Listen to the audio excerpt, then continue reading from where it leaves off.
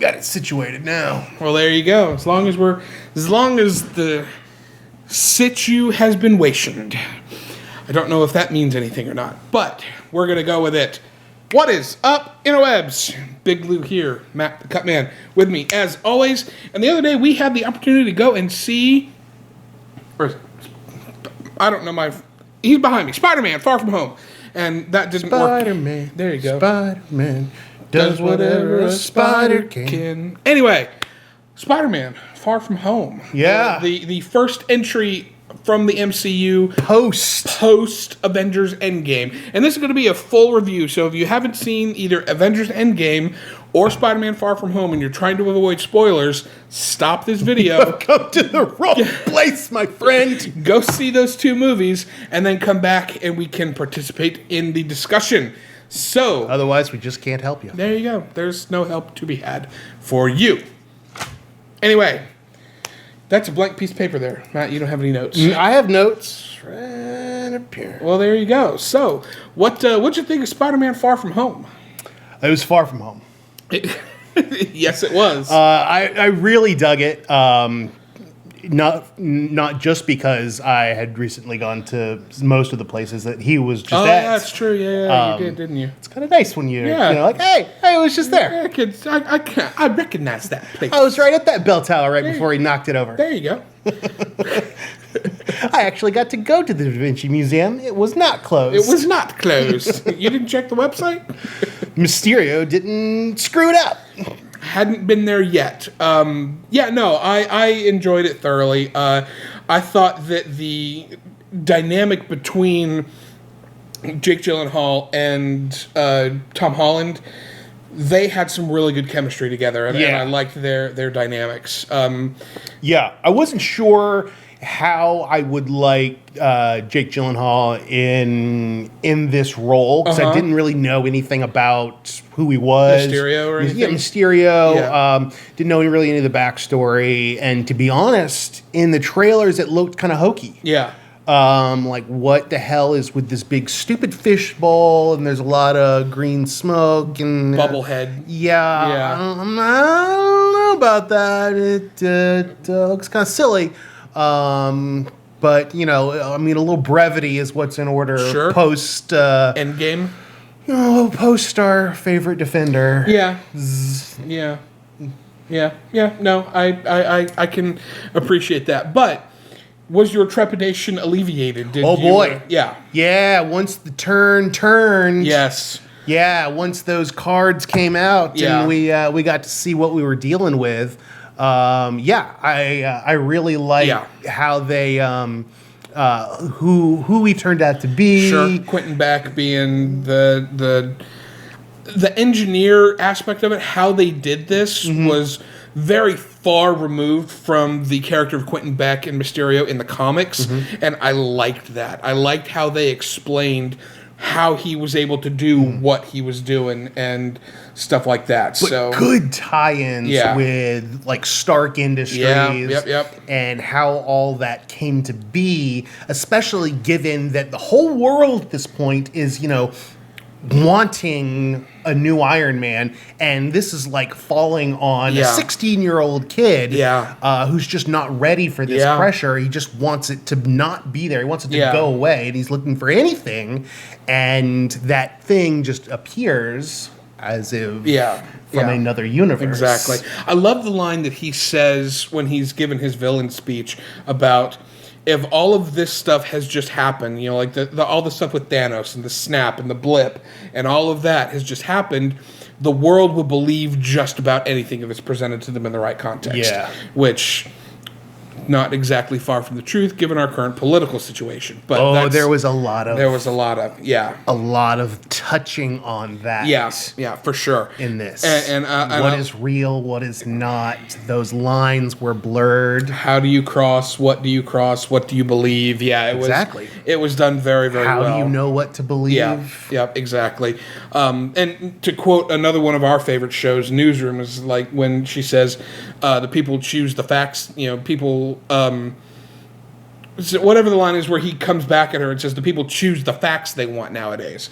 And it's so true. If presented in the right context, you'll believe anything. And Mysterio and Quentin Beck really took that concept and latched onto it, and all the Stark tech and all the misdirection and everything, it worked. Yes, it just shows you what a showman can do.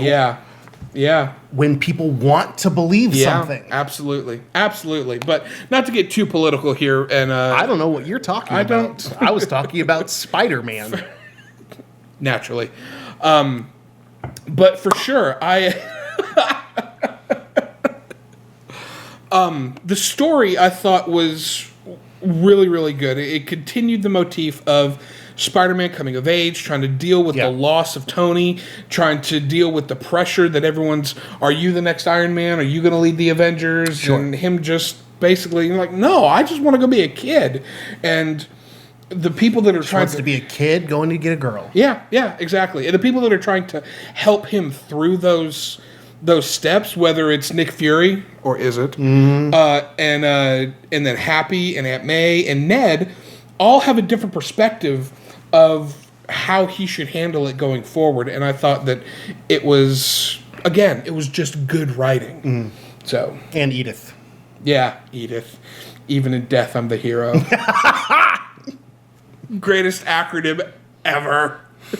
Or no, even dead, I'm the hero. That's what it was. But yeah, it's fantastic. And I'm glad that we didn't get a Tony Stark cameo. Yeah. I think it would have cheapened his sacrifice at the end of the first movie, or at the end of Endgame. I was expecting him, when he put the glasses on, to hear Tony's voice going, "Hey kid, how you doing?" And I'm glad they didn't do that. Would you agree with that? I do agree, but I was also sad that it wasn't the voice of like Friday. You're not the first person to tell me that. I would agree with that, but I think Friday is still running the full AI stuff back at Avengers. She's dealing more with the Avengers stuff, whereas Edith is the subsystem. Yeah, the global whatever. Anyway, but I did miss Jennifer Connelly's voice as Karen. I think we all do. Yeah, don't we? Absolutely. So, but speaking of some of the other interactions, I mean, I had touched on it a little bit, but Tom Holland and Zendaya, yay or nay? Yay. Absolutely. Yes. I agree. Oh, 100%. Yeah. And Zendaya, she can just toe the line anywhere. Yeah. I loved how they really built on her disinterested, kind of lackadaisical, moody teenager that she was in the first movie, and they played on that in this movie to explain why she is the way she is, and that it's not just her being, different for being different's sake. It's like, right. She actually has, these, motivations and stuff like that. She's got her own thoughts and what's going on. Yeah. And I really like her as an actress, and I really like her version of MJ as it is. Yeah, I totally agree. I think she's incredibly talented, and I have just liked a lot of the stuff. I've been really wanting to kind of watch that new show that she's got on HBO, just because I'm such a fan of hers, even though I don't think I can relate to that source material at all. But I am a fan of hers, and want to see a lot of the stuff that she does. I was also a big fan of the evolving relationship of Peter and Happy. Love it. And the dynamic that the two of them have, where he's trying to cope with the loss of Tony, and it's almost like we get the Uncle Ben aspect of Peter, but it's just not Uncle Ben. It's having to deal with the loss of Tony, and having Happy there to kind of be Uncle Happy to him, saying, he would have done what he'd done if he didn't think he could handle it. Yeah, and Happy's also dealing with it, but he knows he has to put aside his own issues and help Peter. Yeah, the part of that I loved is when Happy just looked at him and said, "Dude, I'm his best friend. He was a mess. He didn't know what the hell he was doing half the time. Yeah. He just had such bravado that he was able to pull it off." And the fact that he was able to humanize Tony to Peter, I think helped Peter be able to settle down. Yeah, for sure. Yeah. And he loves Led Zeppelin. Oh, man. Oh, yeah. Dude. That was good. That was fantastic. I'll take care of the music. Yeah. Oh, I love Led Zeppelin. I love Led Zeppelin. The look on Happy's face when he kind of turns and looks as Peter is doing the Tony stuff and building the suit and all that. It was just Papa Bear. That was proud. That was some torch passing at its best. Oh my God, for sure. Absolutely agree. And the fight scene between Peter and Mysterio, and I know you're not a big comic book reader, but Spider-Man was always one of the comics that I read when I was a kid, and they nailed the Mysterio, his powers, if you will, and what Peter is perceiving and stuff like that. And I was worried that it was going to come across, like you said, hokey and cheesy, but they did all those illusion fight sequences so good and to such great effect. Yeah, the first one, when he's in, I think he's in Paris. Was always really good when he thinks he's dealing with Nick Fury. Oh no, they were in Germany. Well, yeah, he did go to Germany. They were in Germany. He did go to Germany. And he thinks he's dealing with Fury and Hill. And all of a sudden, it's a abandoned warehouse, and all the holograms are reconfiguring everything, and he's not acclimated to it. He's trying to figure out what's going on, and that was intense. Yeah, that was intense. When Happy's calling him out on it, when they're doing the thing, he's like, "Yeah, well, the last time you thought you did, you got hit by a train." And the fact that he was able to fully master his Spidey sense, or his Peter Tingle. May. Peter Tingle. I love that Happy started calling it that too. Peter Tingle. The fact that he was able to do that and, be aware of where the drones were and recognize that, the guy that he's looking at on the ground is not Beck, but he's, grabbed him by the throat before, or grabbed the gun and stuff like that was outstanding. I just loved that whole Unagi. Right. Chandler, I sensed it was you. Oh. Danger! Dude, that's going to be our thumbnail.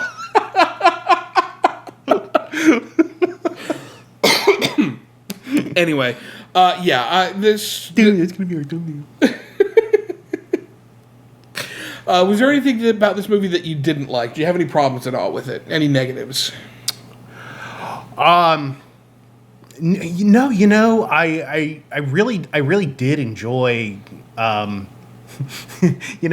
did. The only thing that I'm curious about, and this is a very technical question. Sure. Is they did a good job at addressing the blip. Yeah. As they call it, kind of the unsnapping. Yeah.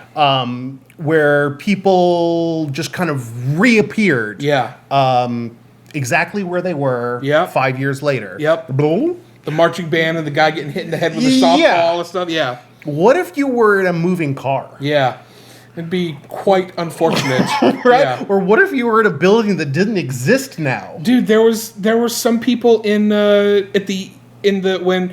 Maria Hill and Sam Jackson get, snapped out, they're looking around and there's that helicopter that crashed, and it implies that the pilot got snapped. Right. So when that pilot comes back, is he in midair with no helicopter around him? I mean, there's got to be some type of... And, of course, that may be just us overanalyzing it and just, it's a comic book movie, get over it. But it's still, it is one of those things that kind of makes you think. I feel like we should get... a little more detailed of an answer there. I did like the story that the teacher said about how his wife faked being snapped and actually ran off with her yoga instructor. I was like, God, what a dick. That's really shitty. We even had a funeral for her and everything. So, but if I have one complaint about this movie, and it's nothing that is any fault of anyone at all except time. Tom Holland does not look like he's in high school anymore. You can tell that he's like 26. And when he's hanging out with Peter and Tony and Cap and all the adults, yeah, you buy. He still looks like he's in high school.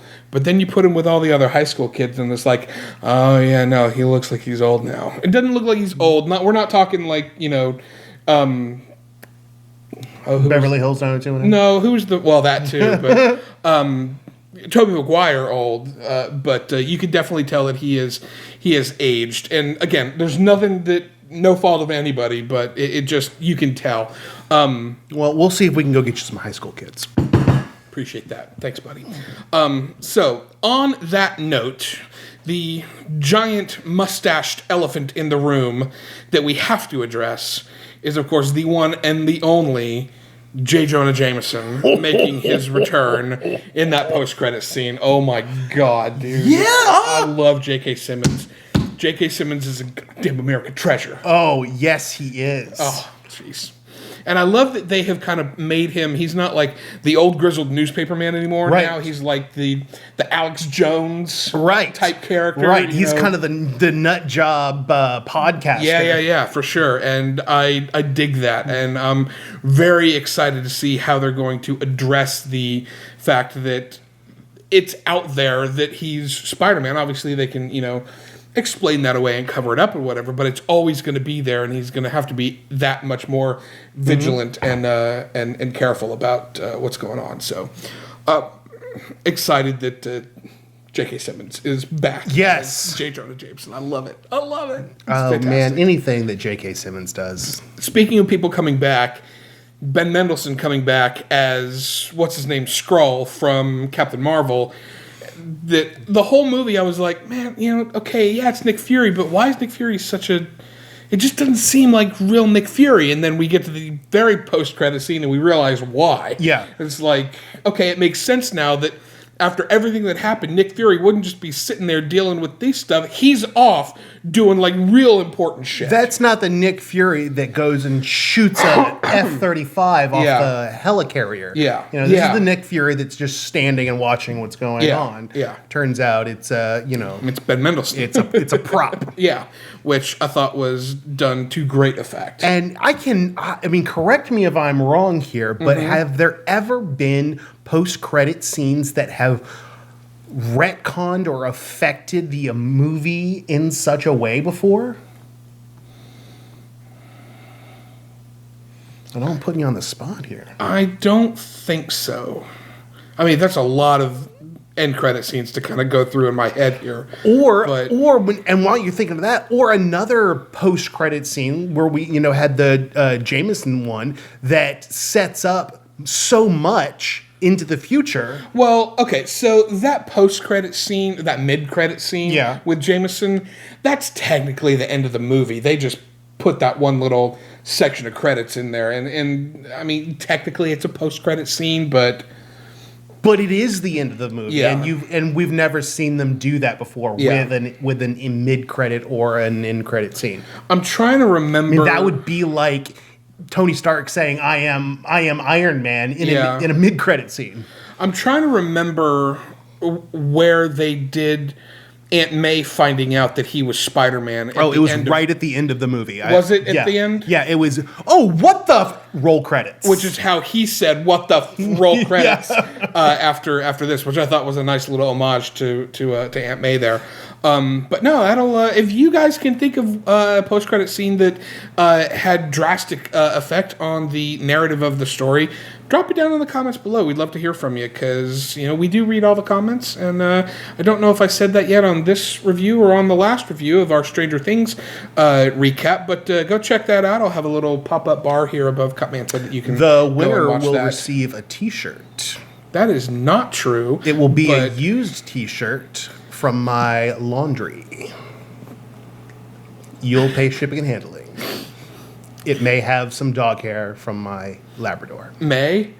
I don't think anything leaves your house without a little dog hair on it, dude. It will have plenty. You'll have to shake it out. Use a lint brush. On that note... He is a treasure. You will love him. He absolutely is. We need to have Turkish on the show, dude. We'll sit right here. Yeah. I'm sure he'll sit right there for the whole time. Even if we have a little plate of food, he will. Anyway, those are our thoughts on Spider-Man Far From Home.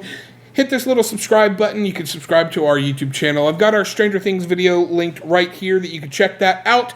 In the meantime, we're going to be breaking down stuff that's coming out all through the rest of the summer and into the fall and winter. We got The Last Jedi, not The Last Jedi, that was the other one. We've got Rise of Skywalker coming out in December, plus some other cool stuff. Lion King, and I know you said I don't think that's how it goes. It's but exactly how it goes. I speak Swahili. We'll see you next time. Cut.